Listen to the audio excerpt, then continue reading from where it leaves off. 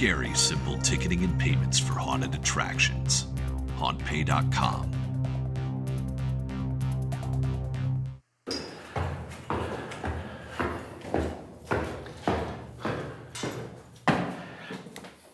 Dario, wake up. He's been here for a while.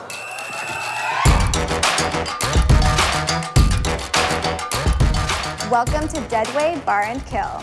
Windsor's, sorry, can I do it again? No worries, no apology. I know we're all Canadian here, so the apologies happen on the All right. And action. Welcome to Deadway Bar and Kill, Scarehouse Windsor's first fully stocked bar for their guests.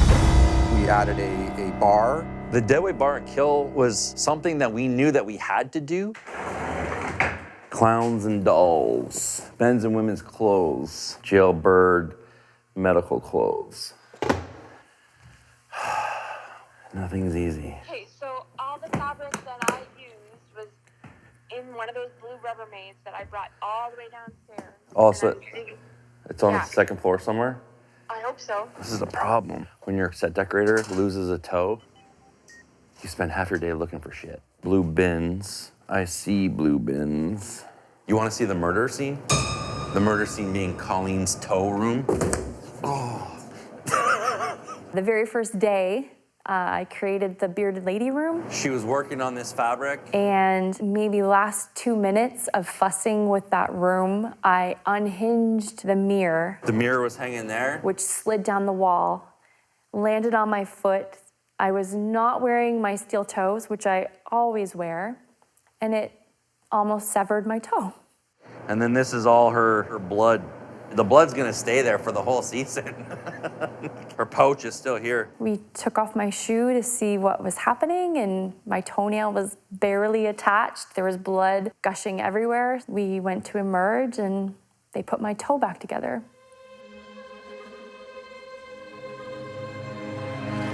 Franken-Toe, only at Scarehouse, Windsor. All right, what do we got here? It's gonna look something like that. I don't have enough red.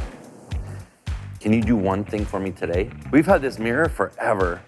We just never really could incorporate it into something that was really gaudy.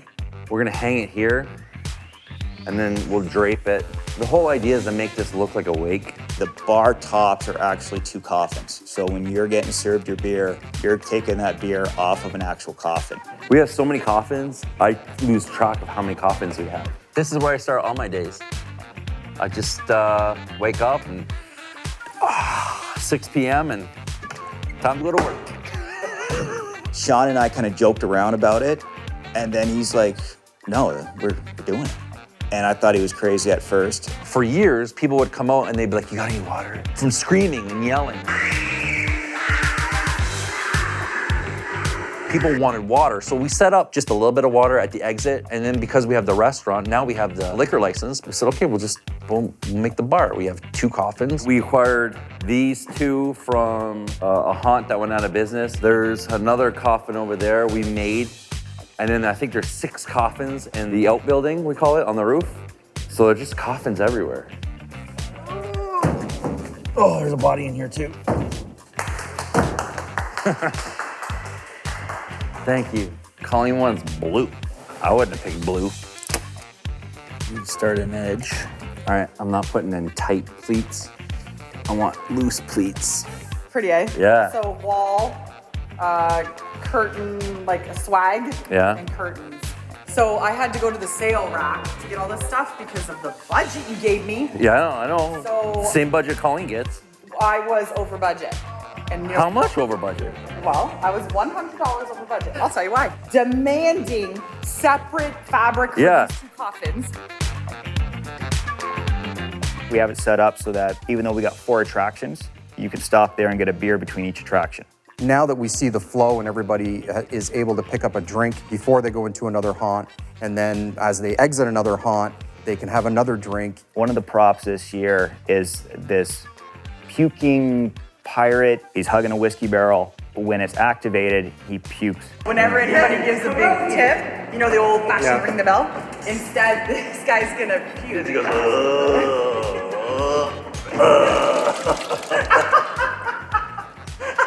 It encourages people to tip because instead of just you're tipping your bartender and they're just like, hey, thank you, they're putting it in a bucket, you're paying to have a show in a sense. Shawn sometimes has these ideas where I'm just like, it's not gonna work, you're insane. But he was like, nope, we're putting it up on a stand and it's gonna work.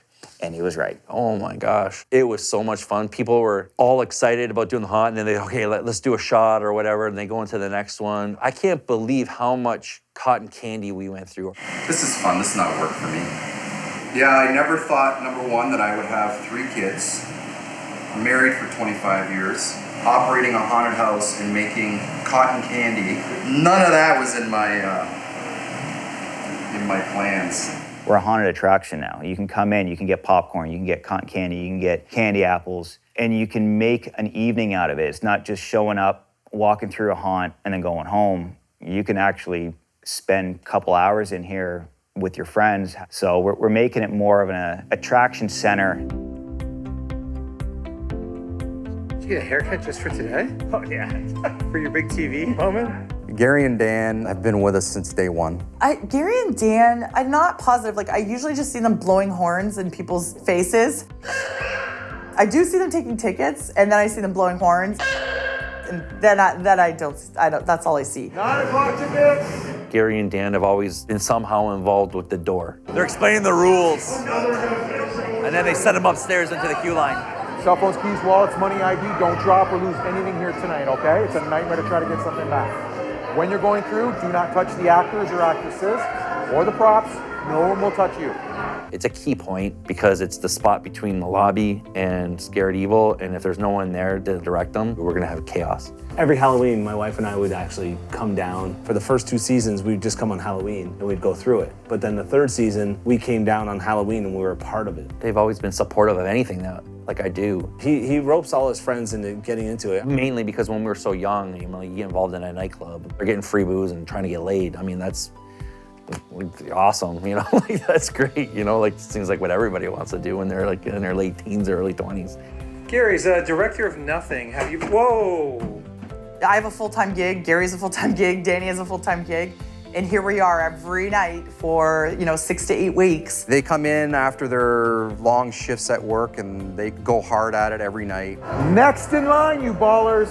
Come here. Shawn's pretty tech savvy. He always comes to me and asks me for certain things. And, we have to get by on a budget. I tell him where to go grab things at a cheaper price. Getting these screens up, our cameras, and then we actually invented what we're gonna do with this sound system here. And we're using all these little tiny video cards off here. So we went through 3 different softwares to actually work with this. It's a low-budget way of pushing out music to different areas in the haunt. All I know is that it didn't work, and then Gary actually figured it out. So Gary's pretty smart. yeah, he is. That's why he's my friend, because I would have got rid of him a long time ago. They're kind of like a security blanket for me. I know that they're always here and they always have our backs. Whether it's an issue or somebody's trying to steal from us, they're just awesome, and I'm so happy that they're around. Gary and Danny know they don't have to be here, but I think it's a sense of not wanting to miss out on this whole thing. I think people just want to be a part of this huge, huge venture that Shawn and Dario have built. Nobody wants to miss out on that. Attention, all tributes. Please report to Scared Evil for release emancipation. All 8:30. Time slots are to report. Thank you for your service. When it's going and the haunt is happening, I'm focused in on the production. This guy here, he is terrified. So he puts the girls first, of course. But yeah, this guy right here, he'd be a target for sure. He's going in covering himself up. He'll be fun to watch, to go all the way through the haunt watch. He'll peek around this corner and he'll look. See, pause, he's peeking, he's looking. He'll do every room. He'll always be like, I didn't realize how much we're dependent on that until Gavin asked me on the last night, hey, I need you to pull off security footage for the docuseries, but when I'm doing it, I'm now blind. I can't see what's going on in the haunt. And we ran like that for just shy of 10 years. And now, if I don't have it, I'm getting anxiety because I can't run the production the way it is. That's how important it is. We've lost a girl in the haunt right now, so we're trying to find her. But she texted her mom and said, Mom, come and get me. I don't want to be here. She said, I'm in the bathroom. And when we checked the bathroom, there was nobody in the bathroom. So we're wondering if she meant the bathroom in the haunt, because we have a setup in the bathroom in the haunt. So we're on the hunt, someone's daughter. Having that control and having that flow, having be able to communicate with everybody and understanding how the actual haunt is running at that particular time, it's detrimental. Like if you don't have it, you don't have a true proper haunt. All right, so we found her. I can relax. Yeah, because you really came running. I ran with my eyes on the screens. We found the girl. She's with her mom.